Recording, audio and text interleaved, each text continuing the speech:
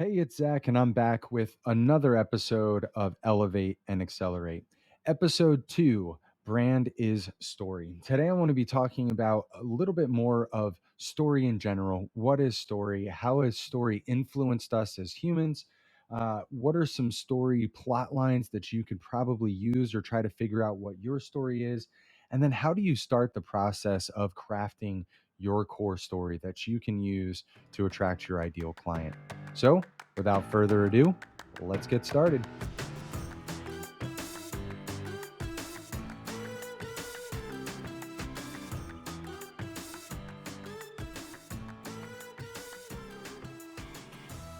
Every good story has these three elements to it. One, character. You got to have a character. Two, tension. Three, the resolution. If you think about any great blockbuster movie over the last 10 years, you can say without a doubt they have at least these three core elements. And so your stories should as well. Any story, no matter how great the character is, if it lacks tension, it's going to lack the ability to draw the audience in and to connect with them emotionally, whatever that tension might be.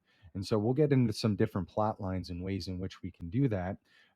But I just want to focus right now on these core elements. So, first, the character. How does this apply in a business realm? Well, first and foremost, you are a character in the story, right? That's probably an obvious one. Your prospect is also a character. Your client is also a character. And to some extent, your business is also a character. And so we want to tie all of those things together into an overarching narrative that describes who you are, what you do, why you do it, and how you can help them and what it's going to look like after you do. Okay, so that's really the process of telling a good story as it relates to business: who you are, what you do, why you do it, how you can help them, and what it looks like if they engage you for your services. So, why is story so important and why do I keep talking about it? Well, I believe that story is a fundamental element of who we are as human beings, and therefore a fundamental element and tool that you should be using in your business. Now, here's why. Let's look at first story in history. Story has always played an integral role in the passing down of information, passing on of tradition, of passing on the stories of our ancestors. I mean, history is literally the story of our past, and so I think it's really important to recognize that story still plays an integral role in all of our lives. Right. Whether that's for entertainment or reminiscing with old friends or hearing about stories from your grandparents or your parents and things that they went through and their experiences. It's what connects us as human beings. When we share in similar experiences or when we share our experiences with other people, it resonates with them or with specific people in very impactful ways, right? It brings them back to maybe an experience that they had or an experience that a friend or family member had. And so it really is story is the glue, I believe, that holds people together and connects them together. Now, scientifically speaking, this has actually been true, proven to be true. When we are wrapped up in a good story and a story that we relate with, a neuropeptide, a hormone in our brains, is released called oxytocin. You may have heard this before. A lot of times it's been called the love hormone. Um, there's a lot of studies that sort of conflict each other about whether or not oxytocin plays a role in romantic love and things like that. But fundamentally, without fail, all the studies that I've seen and that I've read about say that oxytocin is instrumental in the building and maintaining of relationships. Okay, so I'm going to say that again in the context of a brand and a business. So, story is a good story releases the neuropeptide oxytocin, which is fundamental to the building and maintaining of relationships. Now, if brand is story, that means that a good brand is capable of releasing oxytocin in the brains of your prospects, which then helps to build and maintain a relationship with them. Isn't that what marketing is all about? So fundamentally, from not only from a historical perspective, but then also from a scientific perspective, if you are not utilizing story in your marketing, you're missing the very core of how you can reach your audience in a way that creates impact, that builds trust, that builds that relationship, and then that is able to maintain that relationship. So that relationship can be many different phases, right? You have acquaintances, you have friends, you have romantic relationships, you have marriages, right? There's parent-child relationships. There's so many different types of relationships. And so when you are engaging in a relationship with your audience, it could be a relationship with your prospect, which looks very different than the relationship with your client, right? Which I hope looks very different than your relationship with your spouse or significant other or otherwise. So we need to think about how we are building and maintaining these particular relationships. And ultimately, a business and marketing is all about moving somebody from one relationship to the next. How do you move somebody from a prospect to a client? And then from a client to an advocate, right? And that's what this is all about. So, and a return client too, I imagine for many industries, and then a refer, right? How do they advocate for your business to their friends and their family, and the reality is that your best marketing is a lot of times the testimonials that your clients are going to be willing to give, but that is a slow process to growth, right?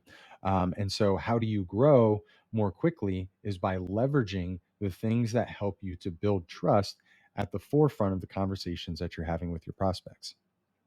Okay, so we talk about that in a lot of different ways, but it's media. We call it our business trifecta. It's media, marketing, and PR. Media is a medium for you to share your story or share in the story of your prospect, right? And we'll unpack that a little bit later. Um, so media is a medium for sharing your story. Marketing is how you share that story. Inserting so there's mass media, there's direct media. Mass media is the uh, best-selling author. It's the as seen on, as seen in. It's the logos, the credentials, the mass media credentials that people trust inherently because of the connotation that that brand has, and by extension, then gives you a little bit more trust because you're able to say that you've been featured on or seen in those types of platforms and places that they trust. So they feel like they can trust you, right? And so that's a level of building trust. So that's how you use mass media. Direct media is the way in which you take your videos, your mailers, your podcasts, your whatever it is, and put it in front of your audience. Right? That's directly to them. Now, the marketing aspect of that is then eliciting a response, right? Because the difference, I think, in part between branding and marketing is branding is telling the story. Marketing goes a step further and asks for a response, right? Um, so the idea is get on my list, download the special report, sign up for my seminar, sign up for my webinar, whatever it is that sort of captures that lead. Marketing is about growing your list. Okay. And so if your marketing isn't growing your list, which is getting people at different phases and stages of the relationship building process, then your marketing isn't working. And if you can't systematize how somebody moves from a prospect to a client and be able to look at your numbers and say, okay, X number of leads leads to X number of conversations, which leads to X number of sales or appointments or whatever, then you don't have a marketing system that's working. Right. And then we have PR. So PR is the third party credibility, third party validation that's backing up, what you're saying. So that could be press releases, it could be your audience, it could be former clients, friends, family members, people who see what you do, whether or not they've actually engaged you for your services, but know you as a person, or or are just your advocates out there confirming and reaffirming what you're saying. And so those three elements are fundamental to any business, but really to any great brand becoming and maintaining being a great brand, is being able to tell your story you in mass media, using mass media credentials in your marketing to build trust in your marketplace that changes the conversation with your prospect. So let me give it to you as a hypothetical example. Let's use a mailer, for instance. Mailers, people fall on either side of the camp of whether or not you should use them, but let's use that as an example because I personally think that they're amazing. And I don't think that they're the end all be all like anything. It's just one more tool in your tool belt. So all right, so direct mail. Let's say you send out a mailer for a exclusive webinar that you're holding, or let's say seminar, right? And you only have seats for 25 people to this event. And so you are going to teach them about how they can have their best life in retirement, for instance. Okay. So you send out this mailer to 1,000 people, and it just says, hey there, uh, are you stuck in your retirement? Are you stuck in your job because you can't leave? You're not sure how you're going to retire, whatever it is. You kind of tease out what that tension is in their story, right? That you understand because of what you've been through and the clients that you've worked with and helped. So you elicit that tension with them, and then you call them to action, which is the marketing part. So, join me for my free seminar at the so and so country club or local, event space, whatever it is. Come by and I'll teach you everything that you need to know about living the life that you've always wanted in retirement. Okay, so that's your piece, right? Now that might be one of many different pieces that they got, right? They are getting targeted ads on Facebook. They're getting inundated with people who want to help them with their retirement, right? And so how do they distinguish you from the next person? Well, one, you're local, that's a help. Okay, great. But you're also smaller than some of these other places. And my friend Joe is talking about his guy, and his guy can do all these kinds of weird things with tax and whatever. And so, maybe I should talk to Joe's guy, but I still haven't picked up the phone. Well, why not? Right. And because, there's a lot of different things that go into that. Did you really hit on the tension point? Did you on their pain points, right? Are you really addressing the issue that they believe that they have or know that they have or don't even understand that they have? But I want you to think about that same messaging, that same problem. Now, let's say that person who received this first postcard is at least interested.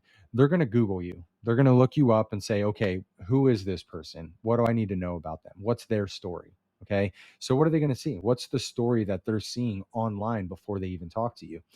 Is your website 5 years old? Is the last time you posted a relevant article 5 years ago too? Do they think that you're, in protection program? Do they think you're in the witness protection program? Are they under the assumption that you just don't touch your website? Maybe you're not even in business anymore. What is the story that your website, your social media, everything that they're going to find about you online says about you and your business and your experience and expertise to be able to help them, because that's what's really important, right? They want to know a number of different things, like, is this person for real? Can I trust them? Are they relevant? Have they helped other people similar to me? All of those things going into, and at the end of the day, you just want to know that you're a good person, because we don't want to work with people that we don't like, right? We work with people that we know, that we like, and that we trust. So they're going to look you up, and if there's enough there to say, okay, well, this at least warrants me giving them a call and seeing what they're all about, right? So now they call, but they're skeptical. You still have to prove yourself to them. They just got enough of it that they were willing to call you, right? Take the same exact scenario, different postcard. Now this postcard shows up and it says, best-selling author so and so, as seen on ABC, NBC, CBS, and Fox, or Fox affiliates, or as featured in Forbes magazine, with the logos and the colors and whatever. And it says, hey, I want you to know that I am hosting a free seminar on such and such a date where I am going to show you X, Y, and Z. Okay, you could have the exact same phrasing. I forgot what I said earlier. I'm just making this stuff as I go. But same exact words as the first postcard. And how much different is their perspective going to be about you with your picture on there and these logos that provide credibility to who you are and what you say. Now, they're still going to research you. They're still going to see if this is legit. They're still going to have some level of skepticism. But now, when you check out to be a real person, that call that they're going to have with you is not as skeptical. It'll be hesitant, right? Because you still got to prove you are who you say you are and that you know what you're talking about and that they like you, right? They haven't really had a chance to meet you, but their level of trust with you is far different. So they're further along in that relationship building process than if you didn't have those things. That's a minor help that credibility can have. Last week, we talked about how using that credibility can increase the perceived value of your brand, which then you can also increase the value of your brand by giving them a better experience through different things, which then ultimately gives you the ability to raise your prices, right? And so now you can charge more. So all of these things build upon each other. But I've had clients, I've given them this test before when they were, just prospects, right? We were talking, they were checking us out, trying to figure out if we were the company they wanted to work with. And obviously, inevitably, they did. But what I would say to them is similar to what I just said. I'm like, I want you to try something, right? Because we'd be talking about, co-authoring a book or becoming a best-selling author or something like that. I go, I want you to just try something. Besides you, who's your biggest skeptic, right? It's usually the people that are closest to you. So if you don't feel, if you've got a client that's really close to you, or a coach or an advocate or somebody, start with them. But even try going to somebody that's close to you and just test it out. Like, hey, I've got the opportunity to become a best-selling author and kind of and to share my story and the experience and knowledge that I built up over the years and hopefully can make a greater impact in the world for it. What's going to be the response? They're not going to be like, you're lame, or no, you shouldn't do that. Like, you're not an expert, you're an idiot. Like, I mean, if you try that over and over again, I imagine that most people are going to be super excited about the fact that one, you're interested in writing a book, two, that you're going to be a best-selling author, and then three, that you even thought about running it by them in the first place. Right. And so I talk about leverage all the time. Leverage is one of the most important things that you can do as a business. Leveraging your story, leveraging your credibility, leveraging, it's all about how you use it that makes a difference, right? And there's a lot of stories behind that that I can share with you. But for right now, kind of running down a little bit of a tangent. So I want to get us back on to the power of story here. So we talked about story being instrumental and integral in building and maintaining relationships, which is what business is all about, as we just discussed. Um, so, how can you use story and how can you craft a story? And what is even story in the first place? So, let me talk to you now about plot lines. Plot lines are basically what the story is all about. This is one of there's about four of them that Nick came up with. Nick's the CEO and founder of Celebrity Branding Agency. He's also a director and producer of some amazing films. Just recently actually announced today, the filming of this is that the Dick Vitale documentary called Dickie V is going to be streaming on ESPN Plus July 20th. So super excited for him. Great opportunity. He went out and made that film. ESPN decided to buy it, and it's just amazing. And there's a lot of other really incredible films that Nick has been able to do, but those are stories, right? Those are still stories. And they're stories that are being told. And so he's just a masterful storyteller. He's someone that I've learned a lot from, and also was instrumental in my own story. And so what I want to share with you now is plot lines and some of the major plot lines that we find most people can sort of fit their stories into, or at least are the most prominent that we see in entertainment and otherwise. So, number one is overcoming the monster. Plotline number one, overcoming the monster. You picture this as the hero fighting the dragon to rescue or to save a town or a village or a person or whatever it is, right? The whole storyline is around having to face this monster and ultimately overcome it. but the monster is nothing more than an obstacle to achieving whatever the goal is on the other side. And so the same thing applies to our lives and our businesses. What is the obstacle that you had to overcome, that you probably overcame and then started a business to help other people overcome as well? Right. So there's a perspective. Now, I want you to take a moment and at least think about this from the, well, I want you to like take a moment, or I want to take a moment and tell you that these are frameworks.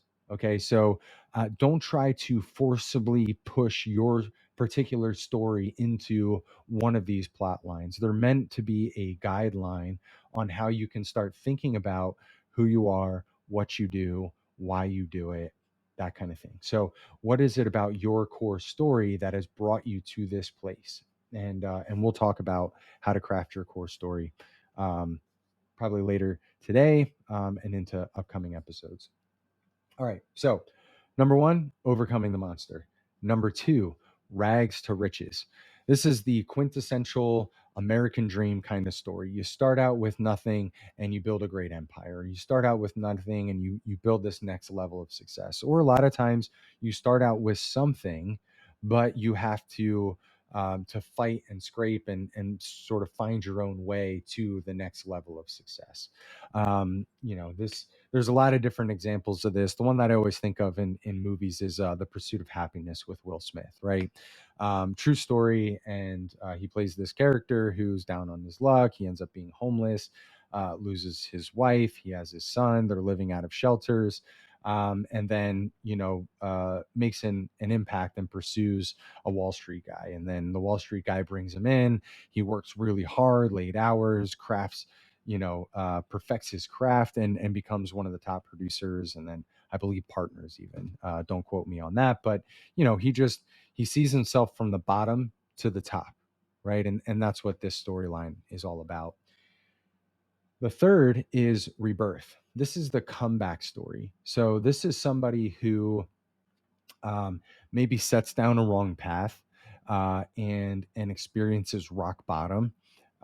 There's kind of that rags to riches feel to it, but this is a little bit different in that they're not only at the end of their rope, but they are directly contributing to what is driving them to the end of their rope.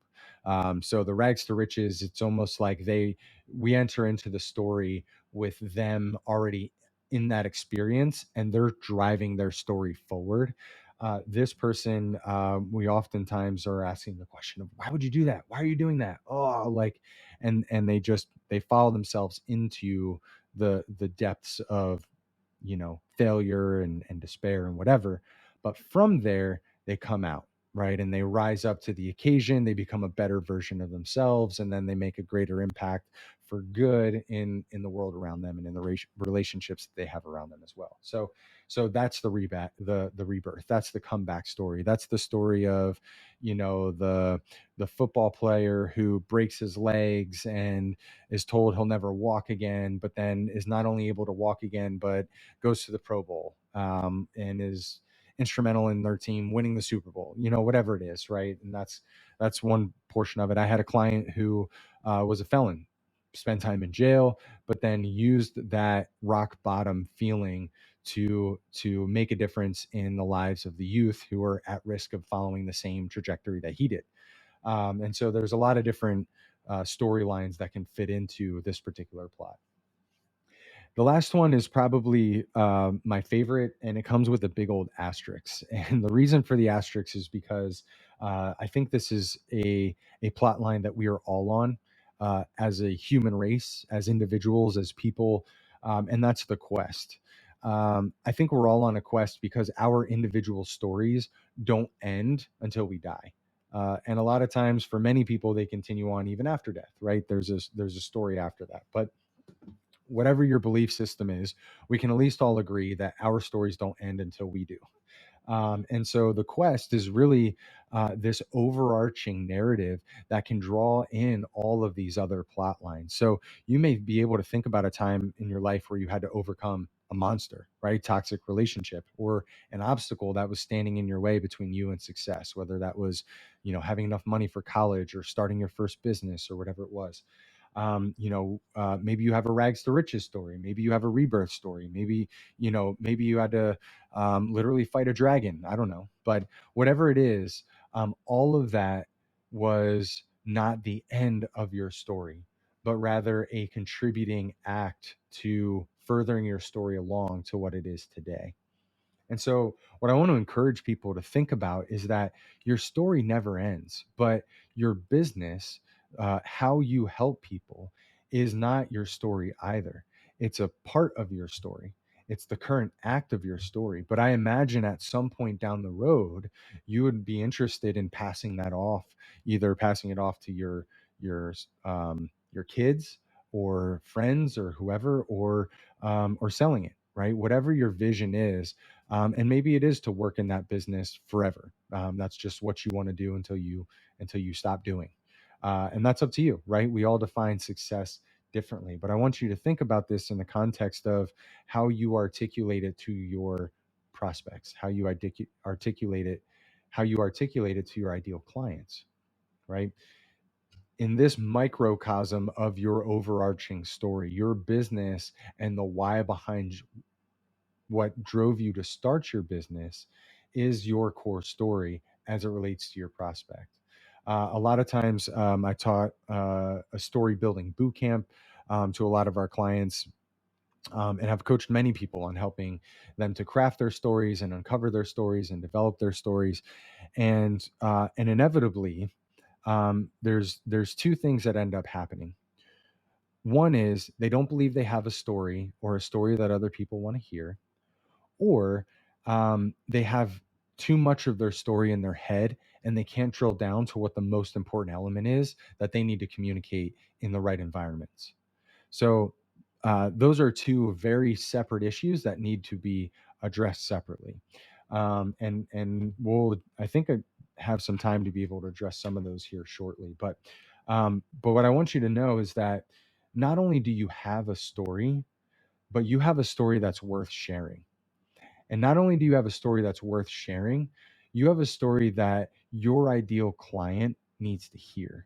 And it's because of your story, your unique life experiences, and the skills that you bring to the table that not only differentiate you from the competition, but align you directly with the people that you want to be working with anyway.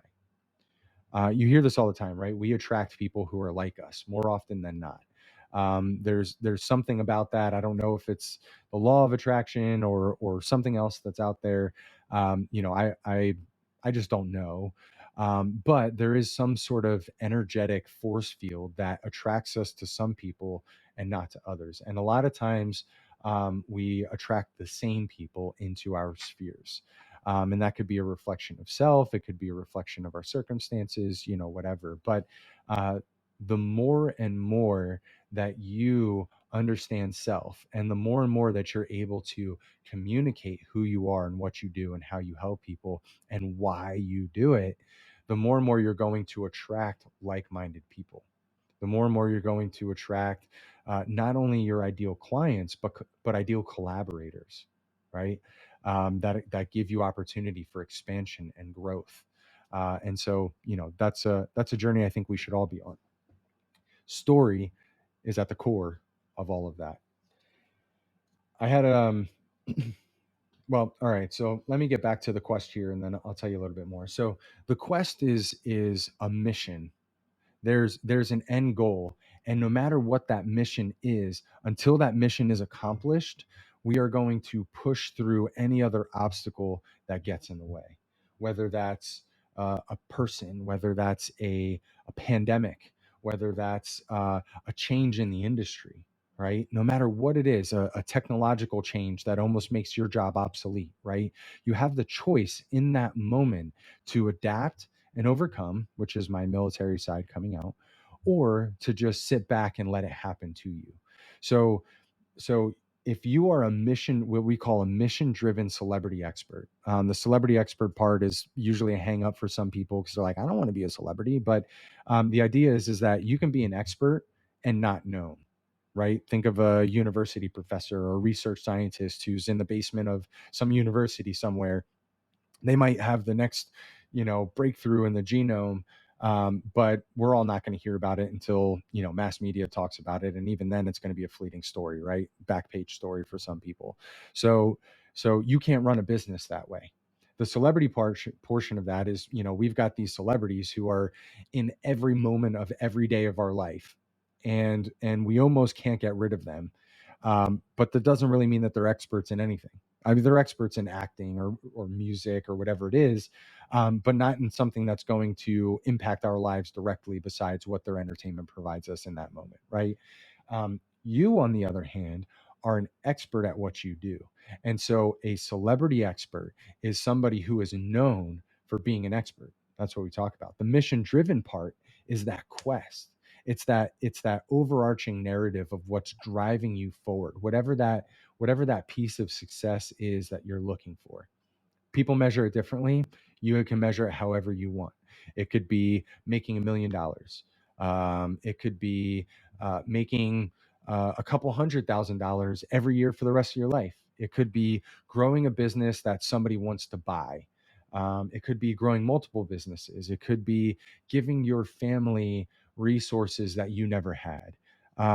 Whatever it is that you define as successful, is your quest. That's your mission. Now, let me tell you this: if you don't have something beyond that, that's a little bit more than just achieving some level of success. I'm sure there's many people out there who have reached it will tell you that it's really empty on the other side.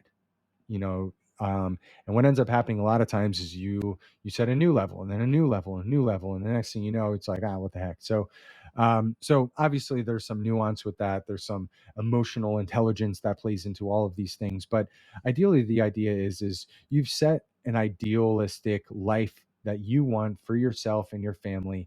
And more often than not, the people that we work with also want to do that, build their life by helping other people. That's what we do, right? Our goal is to help, and my goal is to help entrepreneurs and business professionals and these business owners achieve some semblance of sanity back in their lives, of being able to take what they know and leverage that in a way that also helps them make an impact on more people's lives, but also give them the life that they've always wanted to.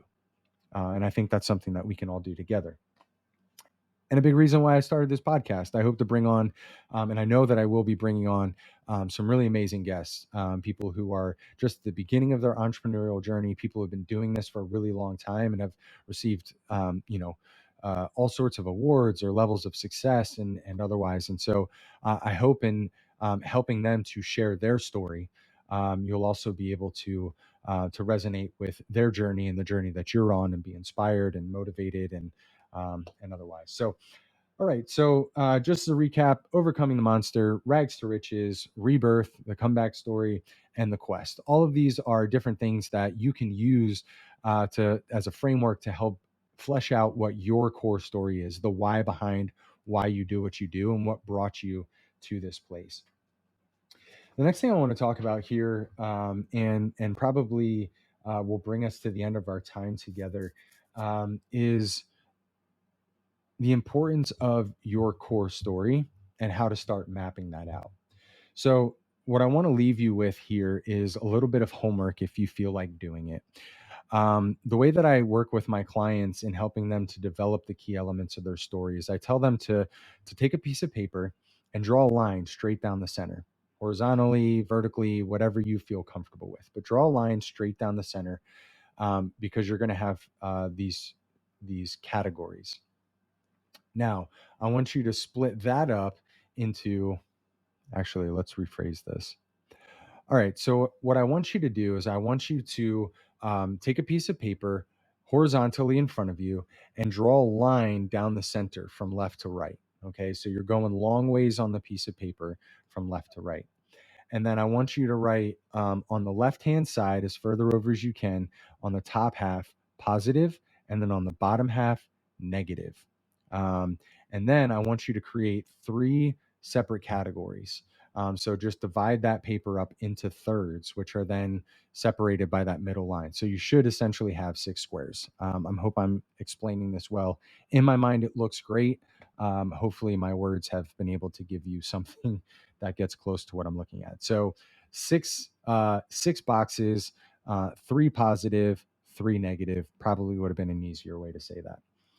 Now, the first set of boxes for both positive and negative are going to be however you want to delineate your life. Split it up into thirds. The way that I do it is I say from age 0 to the end of middle school. So right before I go to high school. Right now, I'm 36 years old, so it's basically I split it up every 12 years. It just seemed to be pretty easy to do that, and it just coincides with school. It seems like so. Anyway, I did from like 0 to when I went to high school, from high school to my end of college because I went on and got my master's at a seminary, which is a story for a different day, and then from that point, till now. So my professional and family life, and then go through and list 5, 7, 10, whatever it is. Try to get at least 5 in each category: early life, middle life, end of, no, hopefully not end of life, but now life. And write down 5 things that are positive that just come to mind in that category, and then 5 things that are negative in that category. If it helps, if you want to do all positive first and then all negative, you can do that. Don't spend too much time thinking about it. Maybe set a timer for yourself for like 5 minutes and just jump in and just write whatever comes to mind, because then you can go back through and kind of look at those things. And what I think you're going to find is these are memories that stick with you no matter what, right? If maybe you've done a lot of healing around them, maybe you have to do some healing around them. These are like these vulnerable points in our life where we were hurt, or where we celebrated, or where we made a big decision that changed the trajectory of our life. Whatever that was, put those moments down that you remember, whatever comes to mind, and then try to whittle that down. If you put down 10, try to whittle it down to about 3 to 5, and that'll give you a good starting place. And then once you have those, see if you can group them together. Are there common elements in the negative and positive side that these things share with each other?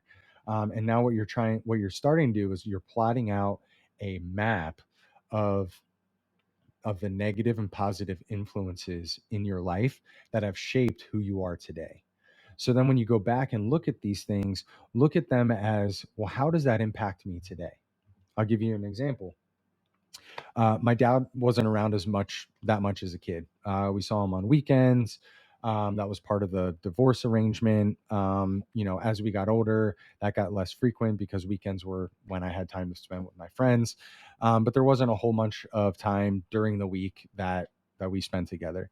But that impacted me, especially as a kid. That really sucks.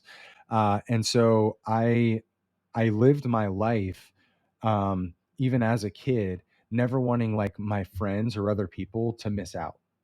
And because I grew up for a long time, especially in my early years in poverty, I never wanted resources to be a reason that I couldn't experience something. I'm all about experiences. I love experiences. If someone says, "Hey, do you want to do this?" and it's kind of sketchy, I'll be like, "Well, it'll make for a good story later. So yeah, let's do it." I'm doing that less and less now that I have kids, and my safety is really important, not only to myself, but to them. But I was always down for an adventure, even if it was risky.